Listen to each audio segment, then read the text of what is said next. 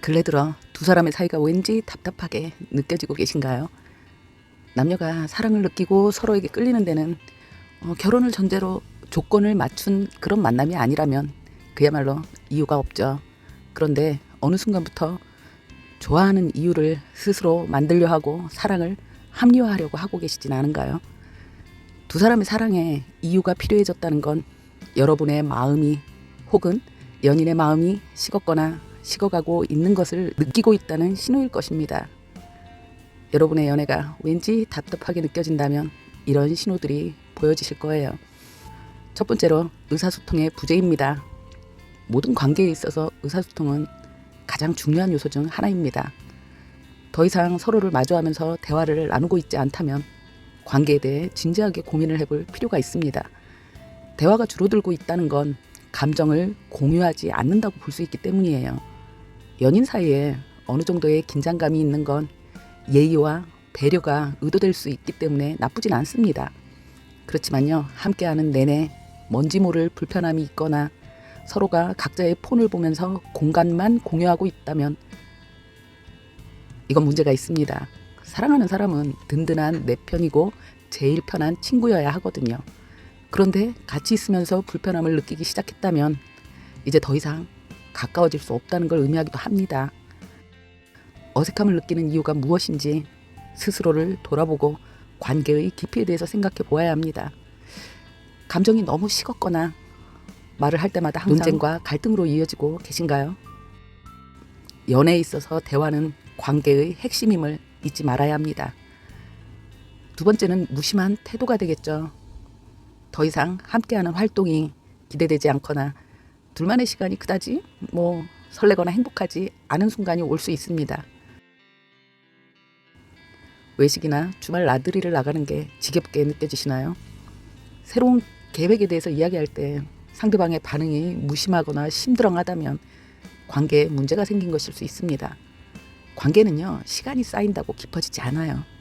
서로의 노력으로 친밀감도 유대감도 깊어지고 믿음이 적금처럼 쌓여갈 수 있는 거거든요.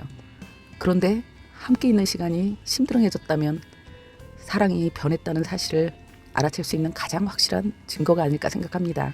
관계에 문제가 있어도 회피하려고만 하고 그 순간만 넘기고 덮어두려고 개선을 위한 노력을 하지 않는다면 이별이 가까워졌음을 뜻합니다. 이미 마음이 서서히 멀어지고 있기 때문에 관계를 위한 노력을 하고 상대의 마음을 붙잡을 이유가 없는 거죠. 거의 대부분의 연인이 이렇게 변해가는 연인의 모습을 보면서 상처를 받고 자연스럽게 이별을 예감하게 됩니다. 세 번째는 웃음보다 눈물이 많을 때입니다. 물론 사람이 산다는 게 항상 좋은 일만 있을 수는 없어요. 사랑도 때로는 이런저런 상황적인 일들로 눈물을 뽑기도 하고 복잡한 감정에 휩싸일 수 있습니다. 그럴 때 서로의 아픔을 보듬는 노력이 필요합니다. 하지만 즐거움보다 슬픈 감정을 느끼는 시간이 점점 많아지고 있다면 조심해야 합니다. 건강하고 안정적인 관계를 위해선 두 사람 모두가 최선을 다해야 하거든요. 한 사람에게만 사랑과 노력에 대한 희생을 강요하게 된다면 제대로 관계가 유지될 수 없습니다. 네 번째는 신뢰가 사라진 거죠. 상대에 대한 신뢰가 사라졌다면 더 이상 친밀하고 안정적인 감정을 함께 공유하는 게 어려워질 수밖에 없습니다.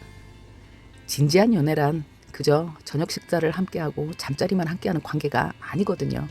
미래를 함께 계획하는 성장하는 관계여야 합니다. 그렇기 때문에 신뢰가 사라졌다는 건 모든 것을 잃은 것이나 다름이 없습니다.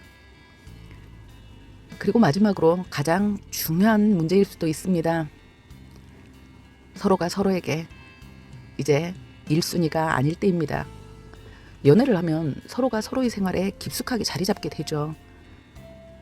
연인의 걱정거리는 또 나의 걱정이 되고 연인이 행복해지면 나도 행복해질 수 있는 이건 서로에게 너무나 중요한 일입니다.